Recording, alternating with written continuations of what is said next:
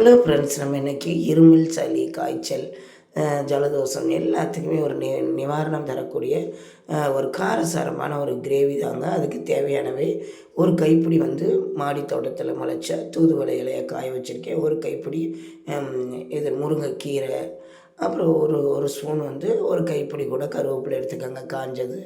எண்ணெய் பச்சையாக இருந்துச்சு. சீரகம் ஒரு ஸ்பூனு, மிளகு 2 ஸ்பூன் கூட எடுத்துக்கோங்க. காரம் நல்லா காரசாரமாக இருக்கிறதுக்கு. இதில் தேங்காய் நம்ம ஆட் பண்ண மாட்டோம். அப்புறம் நம்ம சுண்டை வத்தல் நம்ம வீட்டிலேயே பச்சை சுண்டல் வாங்கி அதை பதப்படுத்தி நல்லா மோரில் போட்டு ஊற வச்சு காய வச்சு எடுத்தது. அதை நைட்டாக நல்லெண்ணெய் ஊற்றி வறுத்துட்டு, இப்போ நம்ம ஒரு பொருள் எடுத்து வச்சுருக்கோம்ல, ஒவ்வொரு பொருளாக இப்போ நம்ம அந்த முருங்கைக்கீரையை அதை காய வச்சுருக்கோம். வீட்டுக்குள்ளேயே காய வச்சது தான். முருங்கைக்கீரை பொடி, இட்லி பொடி பண்ணுறதுக்காண்டி காய வச்சுருந்தேன். அதில் ஒரு ஸ்பூன் நல்லா வறுத்துக்கோங்க. 2 ஸ்பூன் கூட எடுத்துக்கோங்க. முருங்கைக்கீரை 2 ஸ்பூனு. அப்புறம் இது நம்ம தூதுவளை ஒரு கைப்பிடி, பச்சையாக இருந்தால் கூட பச்சையாக எடுத்துக்கோங்க. என்கிட்ட காஞ்சது இருந்துச்சு. நான் கட் பண்ணி இந்த இலைகள்லாம் சேர்த்து வச்சுக்கிடுவேன். மருந்து பொருள்னால எதுவுமே கீழே போட மாட்டேன். ஒன்று இட்லி பொடியில் போட்டுருவேன், இல்லாட்டி இப்படி மாதிரி குழம்பு வைக்கும்போது மருத்துவ குணம் நிறைந்த குழம்பு வைக்கும்போது சேர்த்துருவேன். இப்போ மிளகு உங்களுக்கு அரைத்துக்க வேணும்னா தூக்கலை வேணால் 2 ஸ்பூன் சேர்த்துக்கோங்க. நான் 1 ஸ்பூன் தான் சேர்த்தேன். சீரகம் 1 ஸ்பூனுங்க. நல்லா நான் வச்சுக்கோங்க. அதாவது தூதுவளை இலை ஒரு கைப்பிடி, முருங்கைக்கீரை ஒரு கைப்பிடி, தூதுவளை இலை காய வைத்தது அல்லது பச்சை ஒரு 10 இலை கூட வறுத்து வச்சுக்கோங்க. அப்புறம் சுண்டை வத்தல் நம்ம பொடி குழம்பு போடுவோம்ல, ரெடிமேடாக கிடச்சது, இல்லாட்டி வீட்டில் பண்ணது. அப்புறம் ஒரு லெமன் அளவுக்கு புளிங்க. அப்புறம் 1/4 கிலோ நல்லா வெங்காயம் நிறையா, ஒரு 2 கப் அளவுக்கு சின்ன வெங்காயம், 1 கப் அளவுக்கு வெள்ளைப்படுங்க. இதாங்க. நல்லெண்ணெய் நல்லா ஒரு 5 ஸ்பூன் இதுக்கு ஒரு குழிக்கரண்டி அளவுக்கு ஒரு கரண்டி நிறையா ஊற்றிடணும். இல்லாட்டி கிளாஸ் அளவுக்கு 1/4 கிளாஸ் ஊற்றிடுங்க. ஏன்னா நல்லா நம்ம தேங்காய் ஊற்றாமல் ஒரு வாரத்துக்குனாலும் கெடாமல் இருக்கிற மாதிரி பதப்படுத்துகிற மாதிரி அந்த கிரேவி. இப்போ நம்ம சீரகம், கடுகு, உளுந்து போட்டு தாளித்து விட்டுட்டு, சின்ன வெங்காயம், கருவேப்பிலையை நல்லா தாளித்து விட்டு பட்டை வத்தை சேர்த்துருங்க. பட்டை வத்தை 4-5 கிள்ளி போட்டு, ஒரு பட்டை வத்தை போட்டு கிள்ளி போட்டுட்டு நல்லா வதக்கிடுங்க. இதில் நல்லெண்ணெய் ஹைலைட்டுங்க. நான் கொஞ்சம் நிறையா ஊற்றணும். ஏன்னா தொக்காட்டை நம்ம செஞ்சு ஒரு வாரத்துக்கு இல்லாட்டி ஒரு மாதத்துக்கு கூட கெடாதுங்க. இன்னும் நம்ம நல்லா ப்ராசஸ் பண்ணோம்னா ஒரு மாதத்துக்கு கூட கெடாது. இது நான் 2 நாளைக்கு வச்சேன். நல்லா சின்ன வெங்காயம் தைக்க நல்லா உரித்து வெள்ளைப்பூடு நல்லா வதக்கி விட்டுருங்க. இது நம்ம 2 நாள் அப்படி சேர்க்குறனால தக்காளி நம்ம கொஞ்சம் சேர்த்துக்கலாம். அவ்வளோ டேஸ்ட்டாக இருக்குங்க. 2 நாள் 3 நாளைக்கு கூட நல்லா ஃப்ரிட்ஜில் வச்சு நம்ம சாப்பிட்டுக்கலாம். இல்லாட்டி வெளியிலே வச்சா கூட கெடாது. ஏன்னா புளிக்குழம்பு மாதிரி தான். புளிக்குழம்பு எப்படி நம்ம கெடாமல் சாப்பிடுவோமோ அதே தான் அந்த மருத்துவ குணம் நிறைந்த ஒரு கிரேவி. வெங்காயம் இப்போ வெள்ளைப்படம் நல்லா வதக்கிக்கிட்டு இருக்கோம். இந்த சைடு நம்ம அந்த வறுத்து வைத்த பொருளை நல்லா நைஸாக அரைச்சிக்கோங்க. உங்களுக்கு கொஞ்சமாக இன்க்ரீடியன்ட் இருக்கிறனால அரைப்படாட்டி நம்ம புளி தண்ணியை ஊற்றி நல்லா நைஸாக அரைச்சிக்கோங்க. ஏற்கனவே நல்லா லைட்டாக நம்ம வறுத்துருக்கனால நல்லா நைஸாக அரைச்சிரும். பொடியாகவும் அரைச்சி நீங்கள் சேர்க்கலாம், இல்லாட்டி விழுதாகவும் அரைச்சி சேர்க்கலாம். நான் விழுதாக அரைச்சும் சேர்த்தேன். இப்போ நம்ம தக்காளியை சேர்த்துட்டோம்.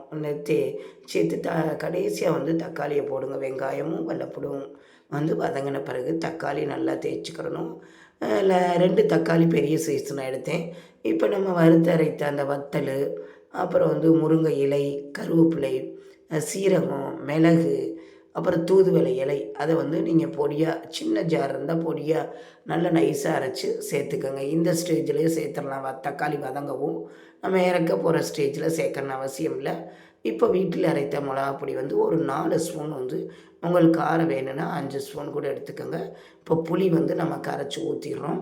கரைச்சி ஊற்றிட்டு நல்லா வத்துறதுல தாங்க அந்த டேஸ்ட் இருக்குது. ஏற்கனவே குழம்பு மிளகாப்பொடி வறுத்தது, அப்புறம் வதங்கினது வெள்ளைப்பூடு, வெங்காயம், எல்லாமே. இதில் பச்சை மிளகா சேர்க்கக்கூடாது, பட்டை வத்தை சேர்த்துருக்கேன். இப்போ நம்ம நல்லா கிளறி விட்டுட்டு உப்பு செக் பண்ணிவிட்டு ஒரு தொக்கு எவ்வளவு தேவையோ அந்த கிரேவி மாதிரி தான் நம்ம இதுக்கு தண்ணி அளவுகள் சேர்த்துக்கிறணும். நல்லா எண்ணெயை நம்ம அதிகமாக சேர்க்குறனால நல்லா வத்த விடணுங்க. வத்த விட்டால் தான் நம்ம 1 வீக் இல்லாட்டி 1 மந்த்து கூட நம்ம இந்த குழம்பு கெடாமல் ஸ்டோர் பண்ணி வச்சுக்கிற முடியும். இது பேச்சுலர் முதற்கொண்டு இது மாதிரி இப்போ ஹாஸ்டலு, காலேஜ் ஹாஸ்டலு எங்கேயாச்சும் வெளியூர் போகும்போது இந்த குழம்பு பண்ணி கொடுத்தீங்கன்னா, ஒயிட் ரைஸ் மட்டும் பண்ணி ஒரு அப்பளத்தை பொரித்து சாப்பிட்டுக்கலாங்க. அவ்வளவு மருத்துவ குணம் நிறைந்தது. காய்ச்சலா, சளியா, ஜலதோஷமா, தலைவலியா இந்த குழம்பு சாப்பிட்டு ஒரு தடவை டேஸ்ட் பண்ணி பாருங்கள். அவ்வளோ டேஸ்ட்டுங்க. இது நான் ஒரு 3 தடவை ட்ரை பண்ணி அம்மா பக்குவம் சொல்லிக் கொடுத்தாங்க. அதே மாதிரி நானும் செஞ்சேன். அந்த காலத்தில் பாட்டி வைத்தியம் கூட சொல்லலாம். இதெல்லாம் கை மருந்துங்க. மருத்துவ குணமுள்ள மருந்து. இந்த கிரேவியை எல்லாருமே சாப்பிட்லாம். ஆனால் எல்லாருமே இந்த வெள்ளைப்பூடு குழம்பு அப்படின்னு தான் சொல்லுவாங்க. பட் இது ஒரு டேஸ்ட்டை கொடுக்கும். ஏன்னா நம்ம வறுத்து அரைத்து அந்த இலைகள் அப்புறம் அந்த வத்தல்லாம் சுண்ட வத்தல்லாம் தூக்கி வச்சுருவாங்க சின்ன பசங்க.